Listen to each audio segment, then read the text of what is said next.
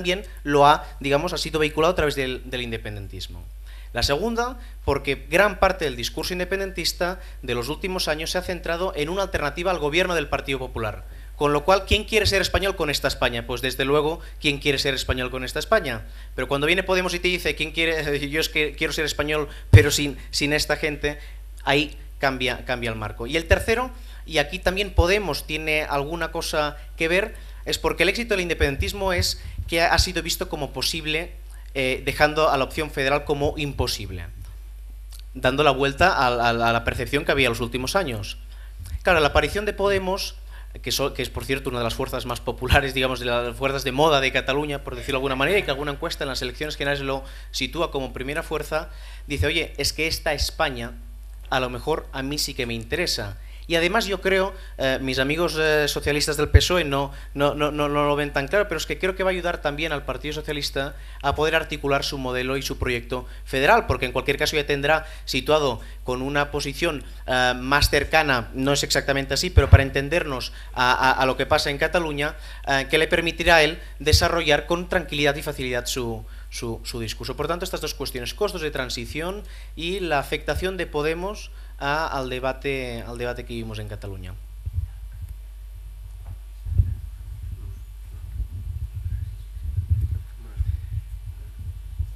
Gracias.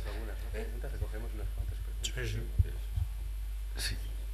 Soy Sergi Farré, pero me gustaría presentarme esta noche como un amigo de Jaume. Nos conocemos, sí, todos somos amigos. Nos conocemos desde hace muchos años y me siento muy emocionado al verte aquí y en fin, me parece una ocasión fantástica para reencontrarnos. Yo también soy de estos catalanes poliédricos que he pasado por muchos lugares del mundo y ahora vivo en Madrid. Y Jaume nos conocemos, hemos ido a la misma escuela, hemos vivido en el mismo barrio. Cuando éramos pequeños, el independentismo entonces, entre el 15 y 20%, pues era para mí tan respetable como el independentismo de hoy. Sí que es cierto que era un independentismo pues más, quizá de carácter más etno-identitario, y que respondía a una realidad muy concreta.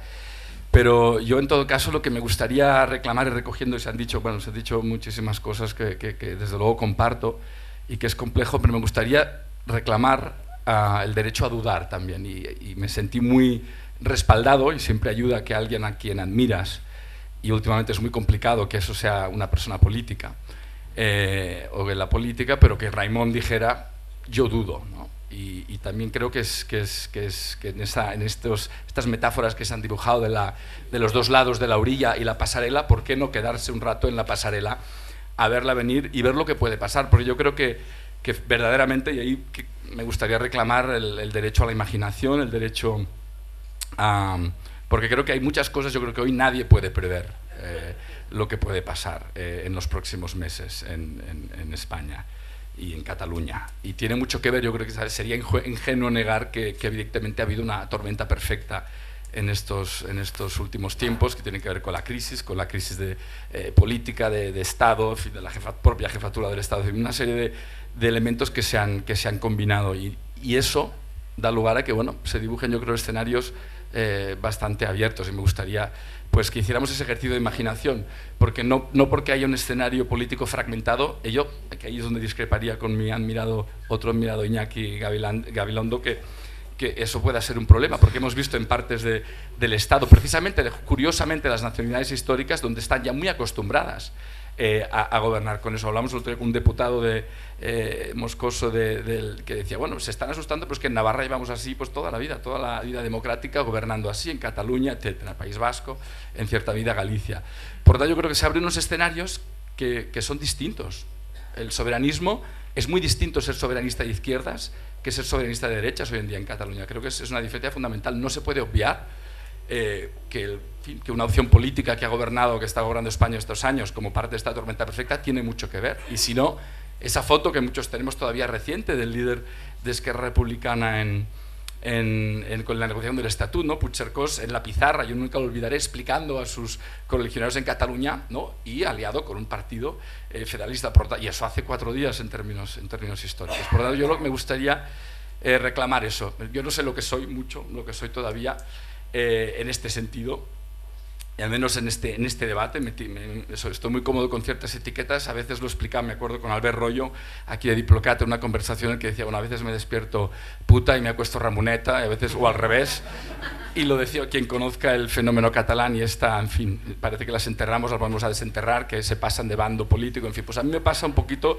esto, y me gustaría recomendar un poco el derecho a tener escenarios abiertos, y el derecho a soñar, y que yo creo que ya nadie duda, sea de la ideología que sea, que algo va a cambiar aquí y que yo espero que sea un cambio que sea razonable, y para mí ese cambio razonable pues pasa por acomodar todo lo que Jaume propone, todas esas explicaciones que dices, bueno, esto más allá de soberanismo y independentismo es algo simplemente razonable, es que es lo lógico, es que ves cualquier otro estado plurinacional avanzado como Canadá, como Suiza, y es como debería ser. Y yo confieso que con quizá ese voluntarismo, que yo he hecho ficción un poquito de ello. Yo me he comportado en mi lugar de trabajo como funcionario del Estado, en mi quehacer diario. Yo hablo en catalán con mis hijos, vivo en Madrid, los llevo a una escuela pública, pero nos dirigimos en catalán. Hay otros catalanoparlantes en esa escuela pública, y sí que he hecho un poco de ficción, si uno quiere. Y casi siempre he podido vivir y hacer mi trabajo, en este caso como diplomático, casi como si viviera en una España federal.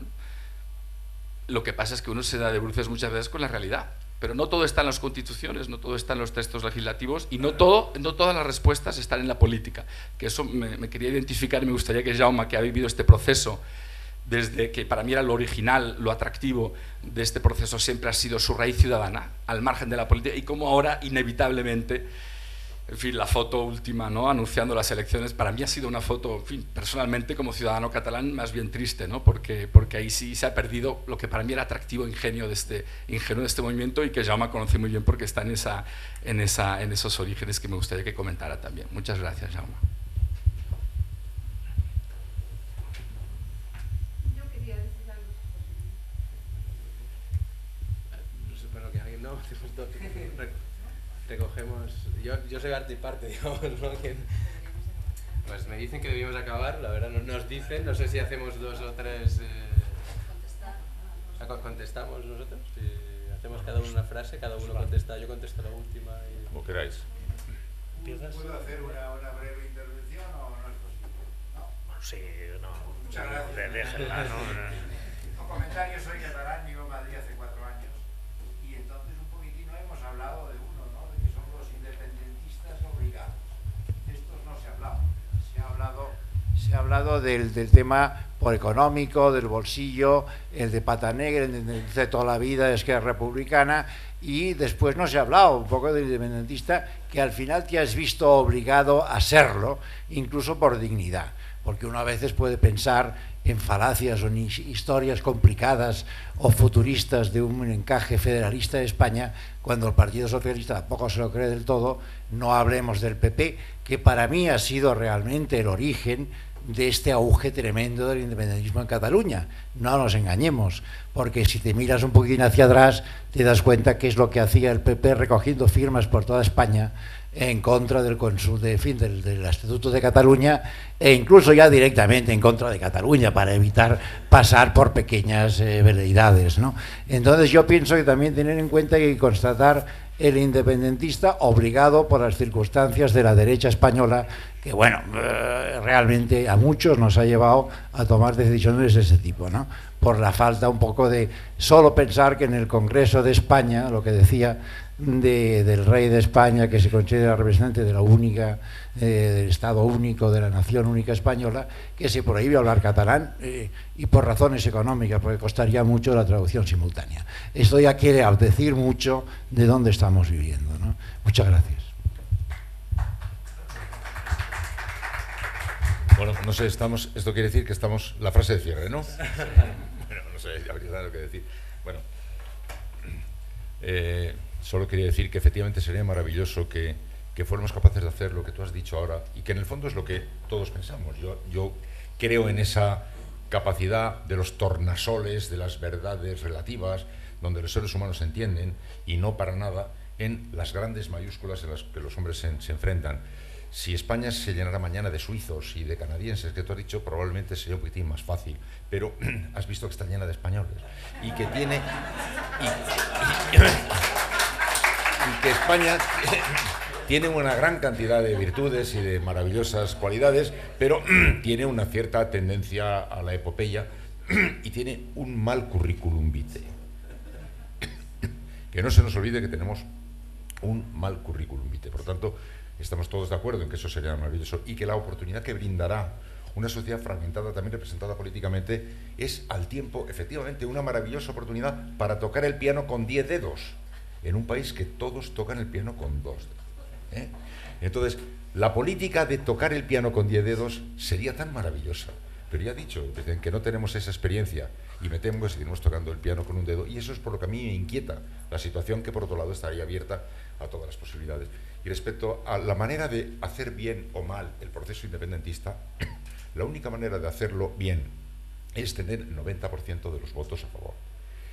Y si se tiene el 50,1 es más difícil hacerlo bien.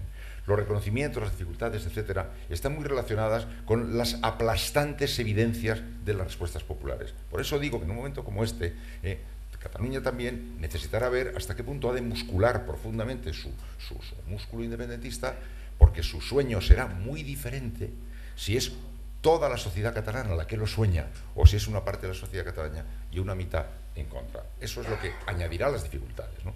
Pero a mí, yo solamente quiero brindar por Cataluña, que le vaya muy bien, y brindar porque nos vaya bien a todos y que, en fin, y que aunque sea poco frecuente, pues aprendamos a convivir haciendo ese ejercicio tan difícil de aprender a escuchar, que es muy, muy, muy difícil.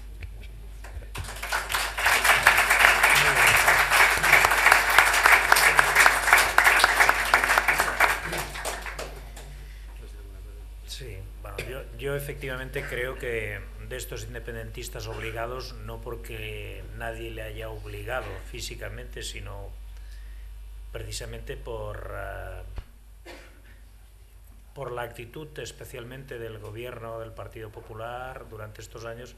Yo creo que el gobierno del Partido Popular, en su momento con la recogida de firmas para hacer un referéndum que querían hacer, que hay que recordarlo también, cuando todavía el estatuto no se había tramitado en las Cortes Generales, y después con el recurso al Tribunal Constitucional y después con otra serie de iniciativas de tipo parlamentario y gubernamental que hemos visto a lo largo de estos 3 años, pues han convertido a mucha gente que no lo eran independentista. Esto es verdad. Yo creo que ha hecho por el independentismo más que tú, Jaume, ¿eh? Esto es una cosa que... Estamos de acuerdo. Esa es una cosa que parece que va a cambiar, digamos, al menos la mayoría absoluta. Ojalá. El mapa será más fragmentado, tendrá más dificultades, no tenemos cultura de gobiernos de coalición, pero en cualquiera de los casos, a ese respecto, pues también hay que ser optimista. Un poco, también en eso nos empezaremos a parecer a Europa, ¿no? En la mayoría de países de Europa, pues lo que hay es más cultura de pacto, de diálogo y de negociación, que aquí, pues a nuestros vecinos de Europa les sorprende que no lo haya, pero esa es la realidad. La alusión que hacía Podemos, yo creo que tiene que ver con eso, ¿no? Por supuesto que yo decía que el independentismo en Cataluña ha sido capaz de, durante estos años, de ser el receptor no solo de los independentistas obligados y de los independentistas patanegras históricos o de los federalistas reconvertidos, sino también de gente cabreada por diversas razones, digamos, por la corrupción, por la desafección en general y la falta de credibilidad de las instituciones y de la política, y por supuesto de aquellas personas afectadas también por la crisis económica. La aparición de nuevos actores, yo creo que evidentemente cambiará un poco las cosas, seguramente no tanto como algunos creen, y eso afectará, yo creo, que a Cataluña, y por supuesto pues también por las razones que tú citabas, y también afectará a España. Esperemos que a pesar de los aspectos inicialmente y aparentemente negativos que tiene un mapa político fragmentado, que es la inestabilidad de los gobiernos, también tiene aspectos positivos si pensamos en aquellos negativos que tienen las mayorías absolutas. y tenemos pues referencias muy cercanas. Yo creo que el futuro, por supuesto, que no está escrito, no solo que Cataluña es viable, la independencia es viable, si hay países como el Chad que son viables, no lo va a ser Cataluña, o sea, vaya broma, ¿no? O sea, el problema de Cataluña, de la independencia de Cataluña, no es un problema de viabilidad económica ni de otro tipo, son otras cuestiones que hemos debatido aquí y que muchas de ellas figuran en el libro. Y por lo tanto pensar también, pues eso, en la línea de lo de las pasarelas y de observar desde la pasarela, que no todo está por hacer, ni todo es posible, y un poco contradigo a Martí Pol, pero así lo creo. También a veces valoramos poco de dónde venimos, con perspectiva histórica, no pensando en los 2-3 últimos años, sino en décadas y en siglos, porque el problema catalán no es de ayer, ¿no? Y hubo otros que desgraciadamente tampoco fueron capaces de solventarlo, pero eso, bueno, no viene al caso. No todo está por hacer ni todo es posible, pero hay que abordar el futuro con eso, con optimismo, cada uno con sus razones, pero por supuesto siempre practicando y proclamando el diálogo, la negociación, el pacto y una actitud tolerante y respetuosa, que a mí es, desde luego, cuando faltan estas actitudes, una de las cosas que más me sublevan, y estoy seguro que también a muchos de vosotros, sin ningún género de dudas, pues que el libro creo que contribuirá a eso, a ese diálogo que es necesario siempre y mucho más en circunstancias difíciles como las que hoy nos toca vivir.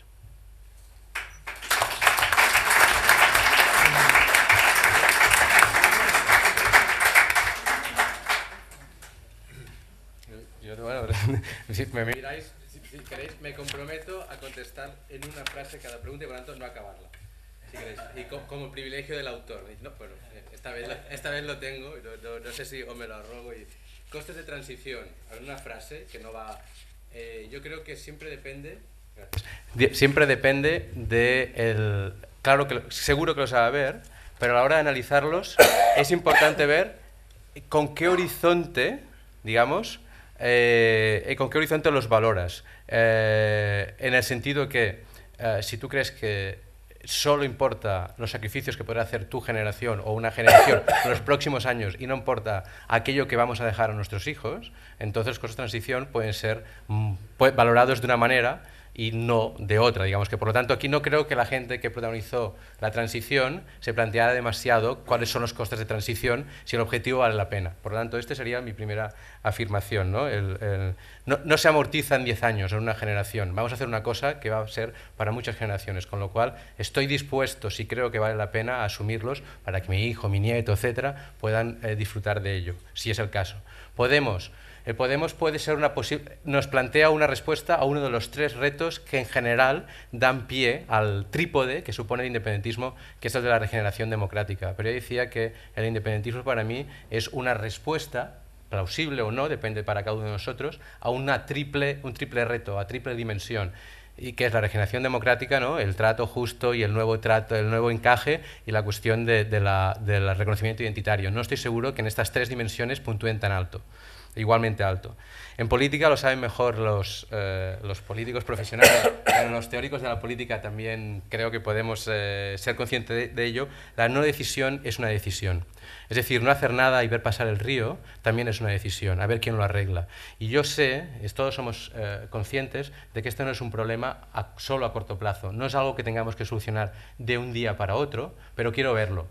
Me parece que un horizonte temporal de una generación es, digamos, razonable. Es decir, yo quiero trabajar, mi compromiso político, mi compromiso social, como el de mis compañeros y ustedes, es un compromiso que tiene que, digamos, fundamentarse en algo que creemos que podemos hacer nosotros, los que estamos vivos, digamos, y por lo tanto, en ese sentido, creo que lo podemos ver. Y finalmente, yo creo en las sociedades plurales, como todos. Y por lo tanto, en mi idea de sociedad plural no encaja muy bien con ese 90% a favor de una misma cosa. Es decir, entiendo que si ahora es posible la convivencia, aunque hay independentistas en una Cataluña autonómica y no pasa nada, puedo entender perfectamente que haya catalanes que no deseaban la independencia en un Estado independiente de Cataluña. ¿Por qué? Porque las sociedades son plurales. Muchas gracias.